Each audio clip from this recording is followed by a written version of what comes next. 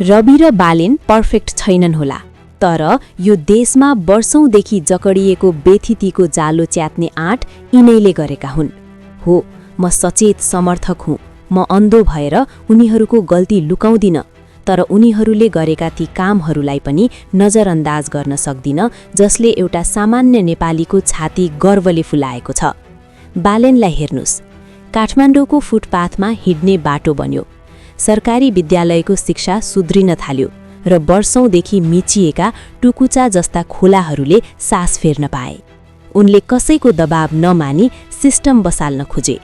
भ्रष्टाचार शून्य बनाउने उनको अठोट र काम गर्ने शैलीले आज अरू पालिकाका मेयरहरूलाई पनि राम्रो काम गर्न दबाव परेको छ। अनि रविलाई हेर्नुस्, जति बेला देशका ठूला काण्डहरू फाइलमा थन्किएका थिए, उनले गृहमन्त्री हुँदा ती फाइलहरू खोल्ने साहस देखाए।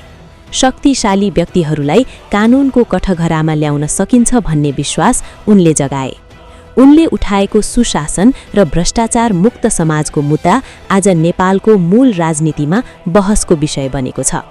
उनीहरूका केही शैलीमा मेरो असहमति होला, तर उनीहरूको नियतमा मलाई शङ्का छैन। पुराना दलहरूले आश्वासन बाँडे, रवि र बालेनले आशा र नतिजा बाँडे। उनीहरूले एउटा यस्तो बाटो कोरेका छन् जहाँ अब राजनीति गर्न पावर होइन, भिजन र इमान चाहिन्छ। त्यसैले रवि र बालेन पर्फेक्ट नहोलान्, तर उनीहरू यो देशको सुन्दर भविष्यका लागि अनिवार्य छन्।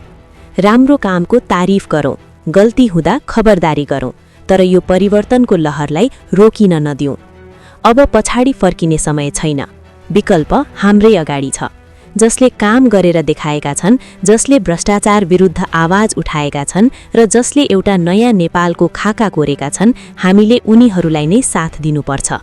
पुरानो विकल्प र पुराना नेताको असफल चक्रलाई तोडौँ, नयाँ आशा र नयाँ भिजनलाई रोजौँ।